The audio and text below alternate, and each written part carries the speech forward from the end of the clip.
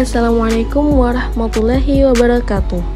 Perkenalkan, kami dari kelompok 5 yang akan membahas tentang filsafat manusia dalam mata kuliah filsafat umum dengan Ibu dosen pengampu Ibu Ria Maharani, SPDI MPDI, yang mana kelompok kami beranggotakan Ahmad Nur Sultan dan Emelia. Apa itu filsafat manusia? Menurut Abidin, filsafat manusia adalah bagian integral dari sistem filsafat yang secara spesifik menyoroti hakikat atau esensi manusia. Pada intinya, filsafat manusia adalah ilmu filsafat yang membahas tentang esensi manusia yang mencakup semua dimensi dari manusia. Maksud dari semua dimensi ialah membahas tentang manusia, mental manusia, hakikat manusia, kedudukan manusia, tujuan asasi hidup manusia, apa yang harus dilakukan manusia dalam hidup, dan lain-lain. Kemudian, filsafat manusia memiliki beberapa objek kajian. Yang pertama, objek material. Bagi filsafat manusia, semua gejala maupun fenomena manusiawi merupakan objek material dalam filsafat manusia. Mereka dianggap sebagai bahan atau material untuk penyelidikan. Kemudian, objek yang kedua yaitu objek formal. Objek formal dalam filsafat manusia merupakan struktur-struktur hakikat manusia yang sedalam-dalamnya dan berlaku untuk semuanya. Ciri-ciri filsafat manusia. Bila melihat secara umum, filsafat manusia bercirikan yang pertama, ekstensif, yaitu dapat kita saksikan dari luasnya jangkauan atau menyeluruhnya objek kajian yang digeluti oleh filsafat. Yang kedua, intensif atau mendasar.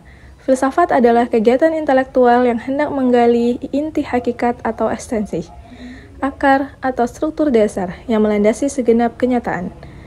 Yang ketiga, kritis. Karena tujuan filsafat manusia pada taraf akhir tidak lain adalah untuk memahami diri sendiri, maka hal apa saja yang secara langsung maupun tidak langsung berhubungan dengan pemahaman diri manusia tidak luput dari kritik filsafat. Metode filsafat manusia. A. Metode kritis.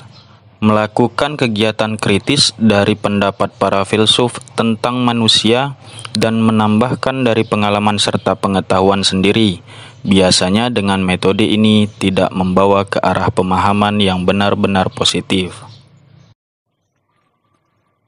B. Metode analitika bahasa.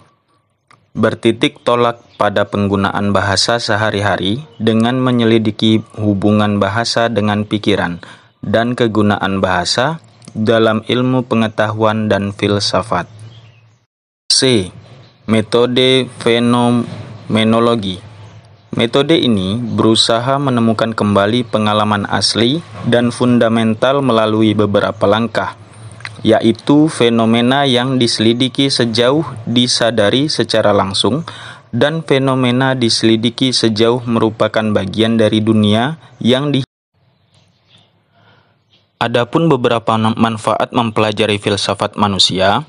Yang pertama, memberikan wawasan dan pemahaman yang lebih dalam mengenai hakikat dan tujuan hidup manusia. Yang kedua, membantu memecahkan masalah-masalah kemanusiaan dan moral dengan cara berpikir kritis dan rasional. Yang ketiga, mengembangkan kemampuan berpikir logis, analitis, dan kreatif. 4. Menambah wawasan dan pemahaman mengenai dunia dan realitas sekitar.